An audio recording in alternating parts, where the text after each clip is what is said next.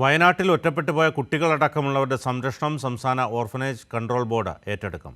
ഓരോ മതവിഭാഗത്തിൽപ്പെട്ടവർക്കും പ്രത്യേക സൗകര്യം ഒരുക്കാമെന്ന് സംസ്ഥാന orphanage control board chairman N Ali Abdulla അറിയിച്ചു.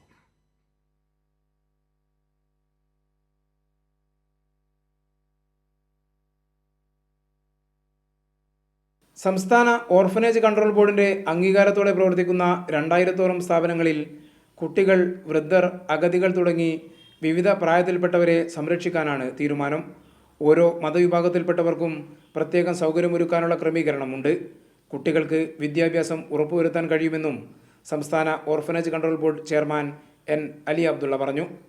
പ്രായപരിഗണന കൂടാതെ എല്ലാവരെയും സംരക്ഷിക്കാൻ OCVക്ക് കഴിയും. അത് വയനാട് ജില്ലകളിലെ ക്ഷേമസ്ഥാപനങ്ങൾ മതിയാകാതെ വരുമ്പം കണ്ണൂരിലേക്കും കോഴിക്കോട്ടേക്കും മലപ്പുറത്തേക്കും കൂടി ആ സേവന ശൃംഖല ഒന്ന് വികസിപ്പിച്ചാൽ ബാക്കി വരുന്ന എല്ലാ ആളുകളെയും അവർക്ക് ആശ്വാസം കിട്ടും വിധം വിന്യസിക്കാനാകുമെന്നാണ് ഞങ്ങളുടെ കണക്കുകൂട്ടൽ.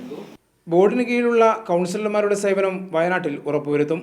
ഒറ്റപ്പെട്ടവരുടെ കണക്കുകൾ പൂർണ്ണമായി ലഭിക്കുന്നതോടെ വയനാട്, കോഴിക്കോട്, മലപ്പുറം, കണ്ണൂർ ജില്ലകളിൽ പരമാവധി പേരെ ഉൾക്കൊള്ളാവുന്ന ക്രമീകരണമൊരുക്കാനാണ് സംസ്ഥാന ഓർഫനേജ് കൺട്രോൾ ബോർഡിൻ്റെ തീരുമാനം.